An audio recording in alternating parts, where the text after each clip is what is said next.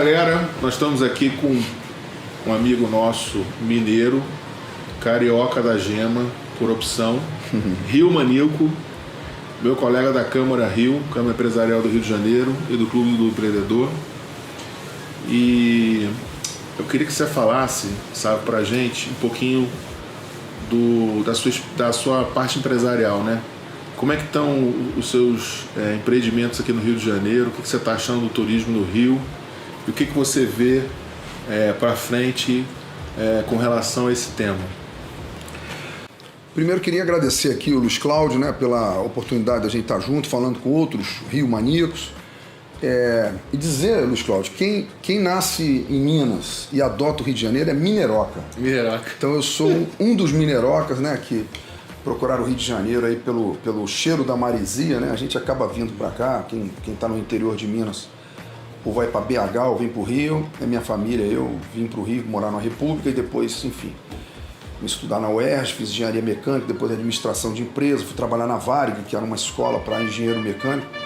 Sonho de todo jovem engenheiro mecânico é trabalhar numa empresa de aviação, uma das maiores do mundo, na minha época era a 8ª empresa aérea do mundo. E isso para mim foi uma grande escola de aprendizagem, não só na área técnica, mas também na questão pessoal, de relacionamento, que isso serve para toda a minha vida, a minha jornada empresarial. E segundo dizer que eu tenho um grande prazer de estar bem acompanhado com o teu grupo que você lidera, das pessoas que gostam do Rio, que querem recuperar essa áurea, né, esse glamour que o Rio de Janeiro sempre teve, essa caixa de ressonância, né, o tambor do Brasil, principalmente nessa área do turismo. A gente tem no turismo aqui no Rio de Janeiro a grande vocação da atividade econômica e que a gente infelizmente não soube ainda faturar em cima disso, mas eu continuo acreditando e por isso todos os meus projetos, todos os meus investimentos são na área do turismo do Rio de Janeiro, mesmo apanhando incrivelmente depois de um calendário de ouro, que foi a Copa do Mundo, as Olimpíadas e outros grandes eventos. Mesmo assim o Rio de Janeiro está patinando com o turismo, quando na verdade a gente já era para estar voando em pleno 2018, com um grande parque hoteleiro que foi criado, né? Enfim, foram 117 novos hotéis, dos quais 13 acabaram de ser fechados ou parcialmente fechados. Então eu, apesar de acreditar muito no turismo do Rio de Janeiro, precisa dessa força que você lidera, enfim, das pessoas que gostam do Rio de Janeiro, que têm capacidade de contribuir, como você, para que a gente recupere aquele Rio de Janeiro que a gente sonha. Salve, queria que você falasse um pouquinho da gente, desse seu novo projeto, da roda gigante de 90 metros que você vai estar colocando ali próximo ao Aqua. Como é que vai ser esse projeto? Então, Luiz, essa é uma grande tendência mundial. As grandes cidades do mundo todo, Estados Unidos, tem mais de 300 rodas, a Europa quase toda, a mais famosa delas é a London Eye, de Londres, mas Paris tem, enfim. E nós vamos colocar aqui no Rio de Janeiro a primeira, que vai ser a Estrela do Rio, ali do lado do Aqua Rio, entre o Aqua Rio e o prédio Aqua, da Tishman, que vai ter 90 metros, então para as pessoas entenderem, vai ser exatamente da altura do prédio da Tishman e vai ficar colado ao Aqua Rio. Acho que é um equipamento que vai fazer um grande sucesso. Na verdade não estamos inventando nada, já existe isso. O Rio de Janeiro já tem os mirantes naturais, né? O Corcovado, o Pão de Açúcar já tem o relevo natural para ter um mirante, uma área, um camarote de contemplação, mas nós estamos criando mais essa possibilidade das pessoas terem ali ao lado da Baía de Guanabara esse mirante artificial, que eu tenho certeza que também vai ser um grande sucesso. Como também o próprio aquário, existem aquários no mundo inteiro, né? Os Estados Unidos tem vários aquários, enfim, que são referência no mundo inteiro. Lisboa tem um que chama Oceanário, fica no Parque Vasco da Gama. E nós trouxemos essa tendência, essa ideia aqui para o Rio e já sabíamos que ia ser um sucesso.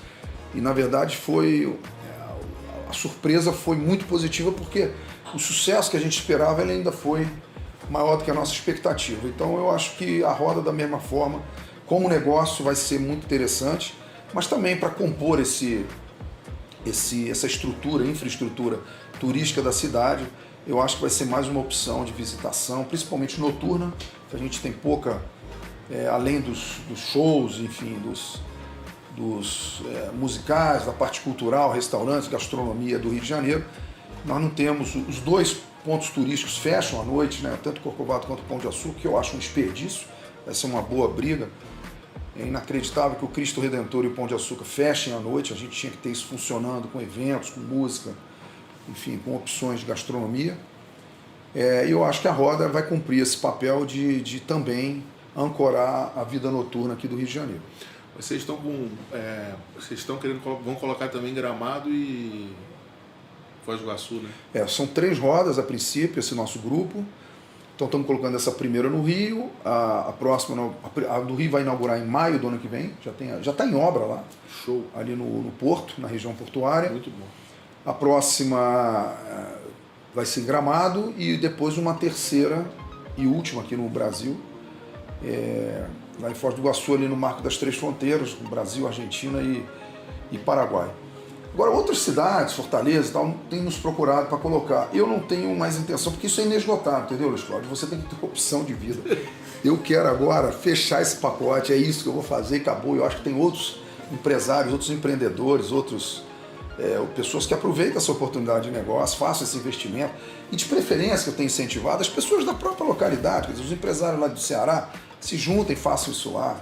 Os empresários lá de Recife, a gente tem muitos lugares aqui que poderiam ter. Brasília, eu acho que é uma grande oportunidade. Já fomos convidados também. Eu acho que tem muitas oportunidades. Teleférico, então, uma costa de 8 mil quilômetros, qualquer lugar desse aí, você pode ter um teleférico. Tipo, o mais famoso nosso aqui é o Pão de Açúcar, mas qualquer lugar pode ter. Esse que aqui é um desperdício do Complexo do Alemão, né, que são 7 estações, uma estrutura maravilhosa, custou 300 milhões de reais, está parado, é só um absurdo, com dinheiro público. E esse teleférico do Alemão deveria estar funcionando em prol da própria comunidade, mas já que não está, deveria estar sendo a serviço do turismo. Eu acho que a gente tem, e é o maior fabricante de teleférico do mundo, esse equipamento que está ali no Alemão. Então eu acho que essas oportunidades no turismo, elas existem, a gente não precisa de inventar, e só colocar aqui no Brasil, trazer para cá, tropicalizar, importar as boas ideias, e com certeza isso vai funcionar bem. Eu sei que você é um apaixonado pelas ferrovias, né? Um tema que você gosta muito. Como é que você acha que a gente teve essa greve agora dos caminhoneiros no Brasil, que foi impactante, né? A gente viu que nós somos totalmente dependentes das vias rodoviárias, dos caminhoneiros. Como é que você acha que... existe algum projeto no Brasil que você tenha conhecimento com relação às ferrovias, implantação das ferrovias, não só para o transporte de cargas, como também para o turismo no Rio de Janeiro, no Brasil? Você tem conhecimento de algum projeto relativo a essa implantação? Então, esse é um tema, cara, que daria para a gente fazer aqui um programa só sobre isso. Primeiro, o Brasil, lá na década de 50, antes um pouquinho do governo do JK, Juscelino Kubitschek, meu conterrâneo mineiro, meu ídolo da política, mas nesse aspecto foi um desastre, porque ele começou, não foi o único, mas começou a derrocada das ferrovias no Brasil. Ferrovias de passageiros, a gente faz aqui uma distinção, tem trem de passageiro e trem de carga. Trem de carga ainda existem alguns funcionando aí no Brasil. Hoje 90% dos trilhos são ocupados por trens de carga, que a gente chama trem sem alma. O trem com alma, que é aquele trem que carrega passageiro, que carrega esperança, carrega o amor, onde as pessoas namoram, onde as pessoas casam, onde as pessoas se mudam, aquele trem é o trem que a gente chama de trem com alma. Esse trem hoje não existe mais no Brasil. Esse trem acabou. O trem do Corcovado é um dos poucos que ainda funcionam no Brasil. A garotada hoje, a nova geração, ninguém conhece trem. Meus filhos mal conhecem metrô. Mal conhecem metrô, que é diferente de trem. Então hoje no Brasil, só para você ter uma ideia, nós temos aí pouco mais de 40 mil quilômetros de trilhos no Brasil todo, dos quais mais de 90% são trilhos ocupados por trens de carga. 10%, ou um pouco menos do que isso, 8%, são trens de passageiros. Quais são? 2 grandes, que é o Vitória, capital do Espírito Santo, até Minas, Belo Horizonte. É um trem que tem uma extensão grande, que é operado pela Vale do Rio Doce, e que tem hora para sair, mas não tem hora para chegar. E isso acaba com o trem. Quando você não tem uma credibilidade, você não toma um trem o trem vira nostalgia. Ele não é um meio de transporte. À medida que você não sabe o dia que você vai chegar no destino, você não vai pegar ele como alternativa. É um trem muito distante, que vai parando ao longo do caminho, para lá enfim, toda aquela região que vem do Espírito Santo, fronteira, Minas Gerais, pegando lá o norte de Minas, passando por Uzi Minas, ali, aquela região rica ali do minério, e até chegar em Belo Horizonte, se eu não me engano, são 1.800 quilômetros, e você não tem a data certa para chegar, porque tem uns cruzamentos com o trem de carga, onde o trem de carga sempre é a prioridade. Então você fica esperando passar o trem de carga, acaba de passar aquele comboio, você atravessa e só Deus sabe o dia que você chega. Isso foi o motivo que acabou o trem Rio-São Paulo. Que você pegava aqui no Vale do Paraíba, Rio-São Paulo, ia cruzando os trens que vinham do centro-oeste para o porto, e no cruzamento o trem de passageiro ficava parado para esperar o trem de carga.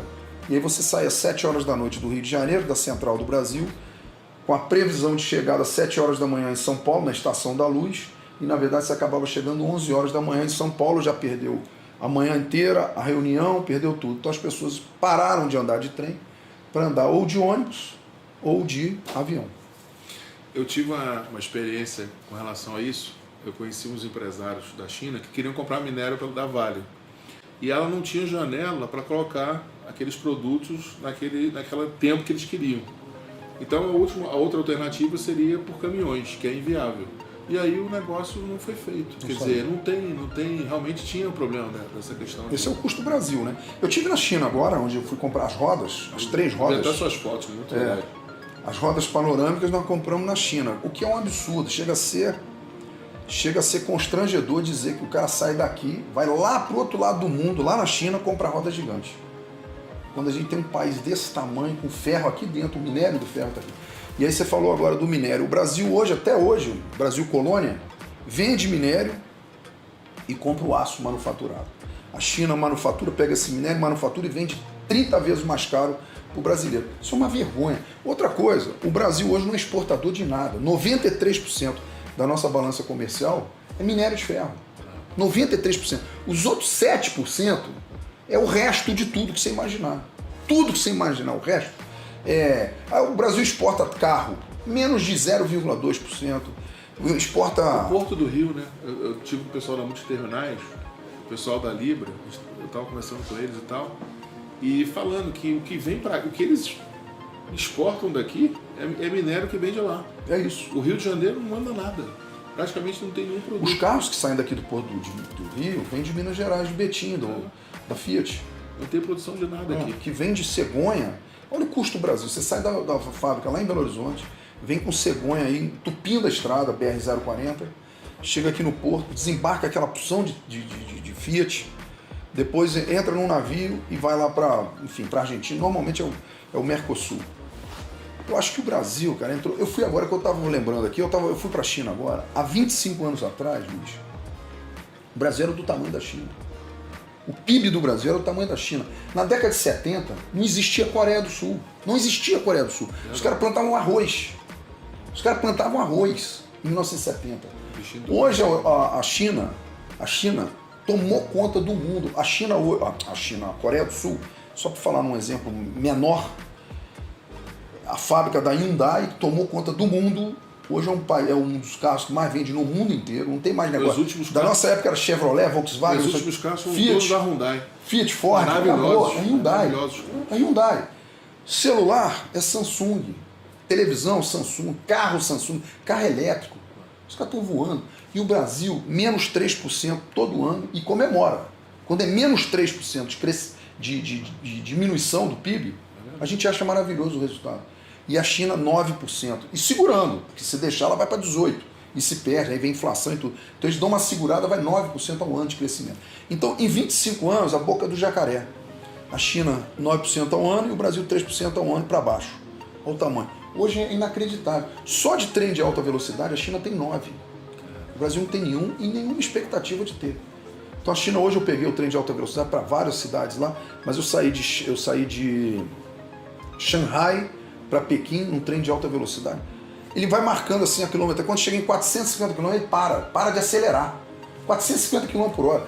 Você bota um copo de água na tua mesinha, no restaurante, não mexe a água.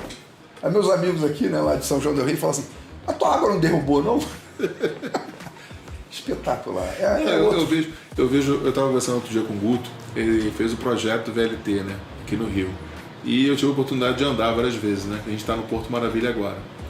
Cara, eu estava conversando com ele, que coisa sensacional. Por que não expande isso para o Rio de Janeiro todo? O mundo inteiro tem pra isso. Barra, né? Aquele BRT, você já viu, você vê que os caminhos estão todos buracados, os ônibus estão super lotados, não está funcionando mais, já não está funcionando. Por que eles não botam o VLT, né? Por que eles não botam a solução?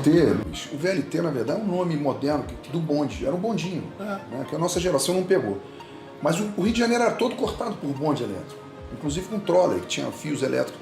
Como tem o trem do Corcovado aqui, você tem a alimentação elétrica é feita por rede aérea. Os trolleys eram assim. Tem gente que chama de trolley, tem gente que chama de bonde elétrico, enfim. Mas eram os bondes, o sistema de bondes do Rio de Janeiro, que era operado pela Light. Inclusive o trem do Corcovado. Hoje, por exemplo, em Zurique, que é uma capital super moderna, verde, né, com energia renovável e tal, você vê conviver, você no centro de Zurique, você convive com bondes antigos, bondes modernos, o que a gente chama aqui de VLT, carros, todo mundo ali funcionando e tudo em harmonia, tudo funcionando bem, transporte público gratuito, quem é cidadão, carteirinha, enfim, o chip, é maravilhoso, isso é no mundo inteiro. O VLT aqui é um grande avanço, para quem não tem nada, o VLT aqui é uma coisa mais moderna do mundo, mas quem viaja, quem conhece um pouco disso, sabe que isso daí já está em tudo quanto é lugar. A China, isso daí, Xangai, eu falo para meus filhos, não existe mais Nova York, não existe Paris, não existe Londres, o negócio é tal da Xangai. Xangai é a cidade do momento, não é do futuro não, do momento. Uma cidade espetacular, limpa, cosmopolita, segura, moderna, tem tudo que você imaginar. Você atravessa o rio que tem lá, o rio, onde é o Porto de Xangai, que é um dos maiores portos mais ricos do mundo, por baixo da água. Por baixo da água, num trenzinho, que a gente está falando aí de VLT, você atravessa por baixo, quer dizer, a 50 metros de profundidade, para não atrapalhar o trânsito de barcos e navios ali. Então, assim, eu acho que o Rio de Janeiro o Brasil ficou para trás e o Rio de Janeiro foi a reboque. Foi a reboque. Infelizmente, não é essa mensagem que eu quero dar aqui para quem está nos ouvindo, mas infelizmente a nossa geração sucumbiu. E nós estamos a caminho dos nossos filhos já não terem um Brasil moderno, já não terem um Brasil desenvolvido. E o Rio de Janeiro pior ainda. Porque o Rio de Janeiro aqui, quando o estrago é grande no Brasil, a depressão no Rio de Janeiro é muito maior. Quando o Brasil vai bem, o Rio de Janeiro vai muito melhor ainda, acima da média nacional. Então acho que a gente está aqui fadado ao fracasso. Estava conversando com o Bernardinho no Rank Rio, um evento do Juntos pelo Rio, né, que a Lindália até fez. Ele estava falando, né, o Brasil ele entrou no buraco e o Rio de Janeiro ele foi lá no buraco, abriu um sapão e entrou mais ainda. Então se a gente não se unir agora, os empresários do Rio de Janeiro, se nós nos dermos as mãos, se nós nos tornarmos protagonistas da nossa história, né, ficar só como meros espectadores, falando mal nas mídias sociais, reclamando do presidente, reclamando do governador, do prefeito, quem seja, botando a culpa em todo mundo, eu acho, queria saber até a sua opinião, esse movimento que a gente está fazendo, o Clube do Empreendedor, Juntos pelo Rio, da Câmara Empresarial, a gente não vai sair disso. Né? A gente tem uma eleição agora, eu tenho conversado com vários amigos, que parece que você vai falar de política, parece que você está falando de palavrão. Né? Não, Luiz, qualquer assunto, menos esse. Mas como é que nós vamos mudar o Brasil? Como é que nós vamos mudar essa nossa situação da segurança? Você vê, você que trabalha com turismo, eu tenho a oportunidade de ter estado com várias pessoas da área de segurança, né? O general Marco Aurélio, que é colega nosso lá, que fez o projeto de segurança dos Jogos Olímpicos. Muito competente. Da Jogos Militares, da Copa do Mundo. Um outro amigo meu que trouxe o sistema Face SWAT, que ele botou em 4 shoppings no Rio de Janeiro, já prendeu 45 bandidos no Shopping Leblon. É usado para Scotland Yard lá na Inglaterra. Eu tentei unir, levei vários amigos nossos de federações, lojistas, para a gente utilizar essas câmeras que a gente já tem em hotéis, nas lojas. É só conectar. O problema nosso hoje é a conexão. Ninguém se conecta, ninguém fala com ninguém. A gente tem uma rede de sistema de câmeras que ninguém fala com ninguém. Então ninguém ajuda ninguém e aí o bandido agradece, o crime organizado agradece. O que você acha desse tema? O que você acha que a gente pode fazer para melhorar a segurança no Rio de Janeiro? Eu acho que quem carrega o Brasil, e especialmente aqui no Rio, são os empresários, independente do discurso ideológico e contrário da tiranização que fazem do empresário nas novelas, enfim, tudo quanto é lugar. Sempre o bandido, o vilão, o mau caráter é o empresário. E quem carrega a sociedade, enfim, quem gera emprego, quem gera impostos, inclusive, que deveriam ser revertidos para uma melhoria de qualidade de vida na cidade, nas áreas públicas, são os empresários. E os empresários não ocupam o seu espaço de protagonista porque simplesmente ficam pedindo favor para político que naturalmente já é um oportunista. Com muita honra o seu eleitor. Por quê? Eu queria colocar gente nova, gente nossa lá, para nos representar. Né? Porque a gente fica colocando políticos, né? Os caras têm carreira de... O que você faz? Os caras, eles fazem a vida deles nisso, né? E as famílias continuam fazendo isso, mas ele não tem uma bandeira de defesa da gente. Ele vai lá para defender ele, né? O bolso dele. Então a gente tem que começar, na minha opinião, a colocar pessoas nossas lá, que façam a oxigenação das câmaras, que façam a renovação, inovação, que levem essas novas ideias para nos representar. Mas onde é que está o gargalo disso? O gargalo são dois. Primeiro, para você ser candidato, você abre mão da sua vida, do seu tempo, do seu dinheiro, para fazer uma campanha super pesada contra os profissionais que têm um discurso muito mais doce, muito mais sedutor, porque eles devolvem para quem ajuda ele, o grupo deles, a facção, vamos chamar de facção, de bandido mesmo. Eles têm um acordo ali em comum, e um objetivo em comum, que é enriquecer. As pessoas de bem intencionadas, eles não entram nesse jogo e não têm esse discurso, não têm o que oferecer. O que eu te ofereço? Eu te ofereço um bom deputado, né? Uma pessoa séria, uma pessoa correta, que vou tentar contribuir lá para melhorar a discussão, melhorar enfim, o resultado da votação. É isso que você só me oferece isso, o outro está me oferecendo cargo, emprego para minha filha, bens materiais, etc, etc. Então é uma troca muito injusta. E à medida que você não consegue participar desse jogo, o empresário acaba saindo do jogo e abrindo espaço para os oportunistas, que não tem nada a perder e que topam qualquer tipo de acordo. Então, essa democracia, entre aspas, e aí eu voltando ao exemplo da China, e aí não querendo comparar como é um sistema nem outro, mas eles encontraram lá um modelo vitorioso. Isso não tem dúvida, lá é um modelo vitorioso. Lá o cara que roubar perde a mão, perde a orelha, fica marcado, tira o nariz do cara. Leva um tiro. Não, às vezes é pena de morte, mas muitas vezes alguns crimes, entre aspas, menores, o cara fica marcado o resto da vida. Aí fica assim, direitos humanos, pô, mas o cara vai ficar marcado. Vai ficar sem nariz, uma cartilagem.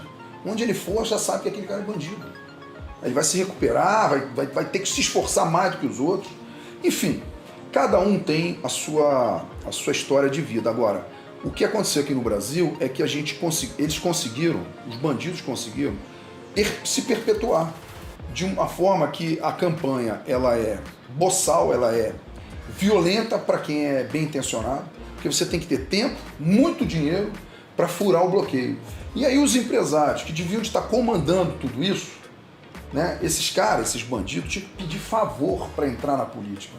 O que a gente está fazendo é o contrário. O empresário, que é uma classe desunida, dispersa e completamente fora do jogo, ela diz o seguinte: vamos esperar quem ganha, a gente bate lá no gabinete e vai fazer amizade com ele. Aí a gente faz coquetel, faz jantar para ele, entrega presente e passa a ser amigo do cara. E você ainda tem aqueles empresários que ainda falam, né? Pô, Luiz, eu sou amigo do senador, fulano de tal, você vai ter a honra de estar com ele.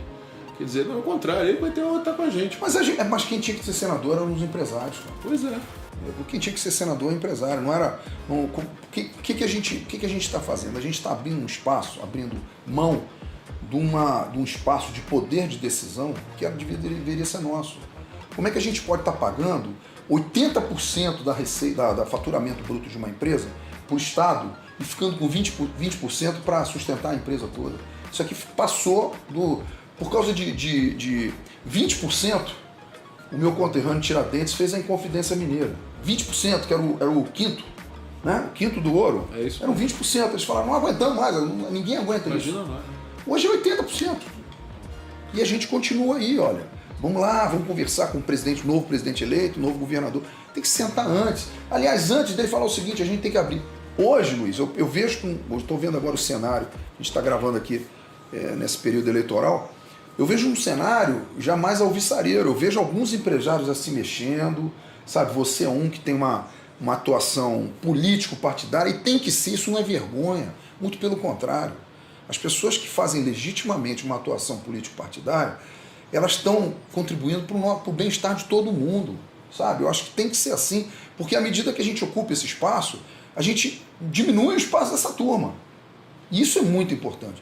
E eu já vejo hoje candidatos a governador, candidatos a presidente, inclusive, às vezes sem chance de vitória, mas está ali participando, está melhorando o debate, está colocando a posição dele. Está elevando o debate. Eu acho maravilhoso e eu rendo minha homenagem a essas pessoas. Não, inclusive, eu tenho muito dito isso, tenho feito até essa imagem do nosso amigo Hugo Leal, né, que ele é até deputado.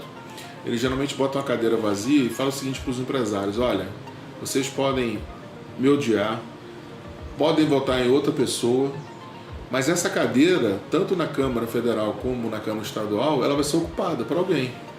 Se você for omisso, se você votar nulo, se você não votar em ninguém, essa cadeira vai ser ocupada por alguém que você não queria que estivesse lá. Então, se você não tomar partido e realmente participar desse processo, sempre vão estar lá sentados pessoas que você não quer, pô. Só que depois, essas pessoas, eu converso muito com muitas pessoas que falam: não, nós vamos fazer um movimento na praia, nós vamos botar camisas brancas, nós vamos botar a bandeira do Brasil, mas no final o cara vai estar lá 4 anos no mandato, ou 8 anos, se for senador, e a caneta é dele. Quem vai mandar é ele, não adianta. Você não concorda com isso? Não, absolutamente, claro que sim. Eu tô fora, não me chama para caminhada num domingo de branco, no outro domingo de preto, no outro domingo de amarelo e verde, eu tô fora. Eu acho que a grande caminhada é agora dia 7 de outubro. Porque num país, cara, é inacreditável. A gente precisa de uma lei chamada ficha limpa para barrar um candidato que está preso, bandido, condenado, cheio de evidências, e o cara dando as cartas da eleição. E se não tem a lei, que é uma lei jabuticaba, que só existe essa lei no Brasil, porque o Brasil precisa de uma lei de proibir que o cara seja candidato, porque senão o povo vota nele. É inacreditável. Ele seria eleito agora. Agora, sabe, queria que você falasse um pouquinho. Eu tive a grata surpresa, né? Fiquei muito feliz. Você convidou a gente para conhecer o hotel aí, o pessoal da Câmara, e eu sinceramente não conhecia. E eu achei fantástico o espaço, achei o restaurante maravilhoso, a vista maravilhosa, e muitos cariocas não conhecem, né? O pessoal vai pro Cristo e não dá aquela paradinha ali no hotel. Queria que você falasse um pouquinho o que tem nesse hotel, como é que funciona, qual o horário, quem pode visitar, o que tem de atração lá. O Hotel das Paineiras, né? O Hotel das Paineiras tem 134 anos. Você não conhecia, mas o Getúlio Vargas conheceu, dormiu ali, Santos Dumont. Pois é. Todo mundo conheceu ali. Hoje ali a gente tem não mais um hotel, uma área de hospedagem, mas a gente tem centro de convenções, tem restaurante, sorveteria, barzinho, hamburgueria, loja, aluguel de bicicleta, cachoeiras ali naquela área das Paineiras. Então é uma região que, se você for dar uma caminhada ali, você pensa que está em Petrópolis, né? Na região serrana aqui do Rio, na verdade dentro da cidade do Rio de Janeiro. E nós revitalizamos aquilo em 4 anos de obra, foram investidos ali 60 milhões de reais, e inauguramos em agosto de 2016, véspera dos Jogos Olímpicos, e é um grande sucesso, né? Dali partem as vans que vão para o monumento. Mas hoje ali a gente movimenta 100 mil pessoas por mês de turistas que vão para o Cristo Redentor, e o restaurante, os bares, enfim, hoje a gente conseguiu. Ali era uma área que durante o tempo, 30 anos que ficou fechado o hotel, ficou uma área perigosa, e as pessoas falam: você é um maluco de querer fazer um hotel numa área que é perigosíssima. É o contrário, ela fica perigosa porque está vazia. À medida que você ocupa, esse é o problema que a gente vive aqui no Brasil, e lá fora não tem isso. Então, o tal do tombamento, já viu tombamento de imóvel, esse negócio da Garra e da Leopoldina, essa discussão que está acontecendo? O tombamento, aqui no Brasil, o conceito de tombamento é o seguinte: tal imóvel está tombado. Tombado é assim, ninguém toca nele até ele cair. É o museu que pegou fogo. Museu Nacional. Fiquei traumatizado. Tombado, então ninguém pode tocar no museu, porque ele é tombado. Aí depois que ele pega fogo, acaba com tudo, fica todo mundo lamentando, né? As viúvas chorando, falando: era o maior acervo da América Latina. O que fizeram com aquilo, velho?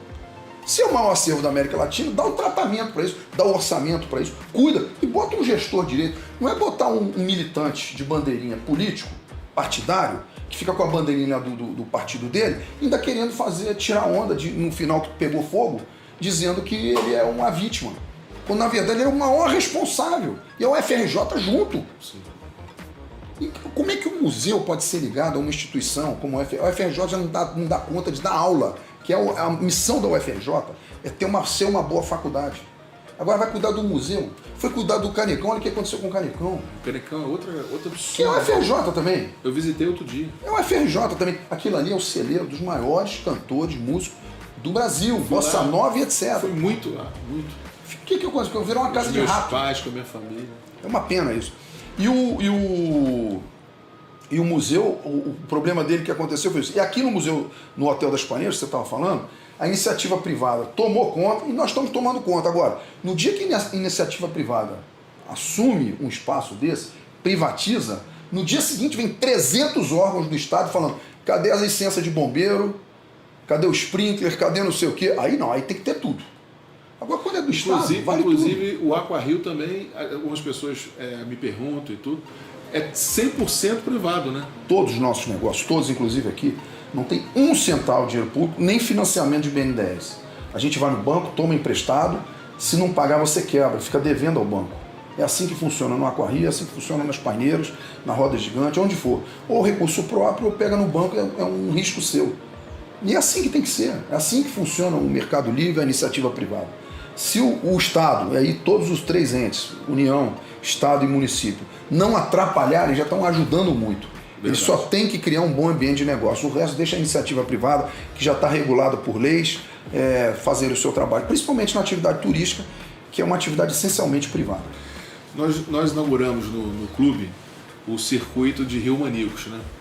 E a gente está visitando casas, hotéis, enfim, todo tipo de empreendimento que vai gerar cultura, vai gerar eventos no Rio de Janeiro. E a gente queria te convidar para participar, né? Participar, divulgar. Eu moro ali em Ipanema, eu tenho observado, só onde eu moro, na minha quadra, já fecharam 4 restaurantes. Um de massa, o TK em frente, um de carnes. Então, eu tenho observado que a noite do Rio de Janeiro está acabando, né? Na Lapa estão fechando tudo por essa questão de segurança. E tem muitos locais que as pessoas não conhecem. Então é isso que a gente está querendo fazer, a gente está querendo ocupar. Então a gente está marcando eventos, as pessoas vão, conhecem, fazem network e divulgam suas casas. Então eu gostaria de convidar você, a gente tem falado com o pessoal de hotelaria, né, o pessoal de restaurantes, o pessoal de bares, de casas, para a gente começar a fomentar isso entre os cariocas, não só para a questão do turismo de fora, mas nós começarmos a frequentarmos as nossas casas. Né? A gente vê, Luiz, todo dia fechando hotéis, restaurantes, etc. Mas duas coisas que aconteceram, 2 fechamentos que aconteceram, para mim são simbólicos, emblemáticos. Primeiro, o Rio de Janeiro fez uma reforma no Galeão, fizeram um terminal novo, Terminal 2, e fecharam um. Foi inacreditável. Você faz um terminal novo para fechar o antigo. Você faz o novo para ampliar o aeroporto. E no Terminal 1 tinha o McDonald's. O McDonald's fechou. Foi o único caso de McDonald's fechado do mundo, foi aqui no Rio de Janeiro. E agora, recentemente, você está falando dessa história aí dos restaurantes de Ipanema, recentemente fechou o Chico Elaide na Dias Ferreira. Eu ia muito lá todos os finais. Um botequim que é a cara do Rio de Janeiro, que é o Rio de Janeiro. O Rio de Janeiro, o que é? É chopp. É chopp. Botequim em pé na porta do... o Chico. E o Chico é o maior garçom, o maior famoso. Adoro o grande anfitrião do Rio de Janeiro. Fechou o Chico Elaide. Fechou. Isso para mim é emblemático. Isso é a cara da derrocada do Rio de Janeiro. Todo final de semana eu estava lá. É inacreditável. Eu adorava os dois.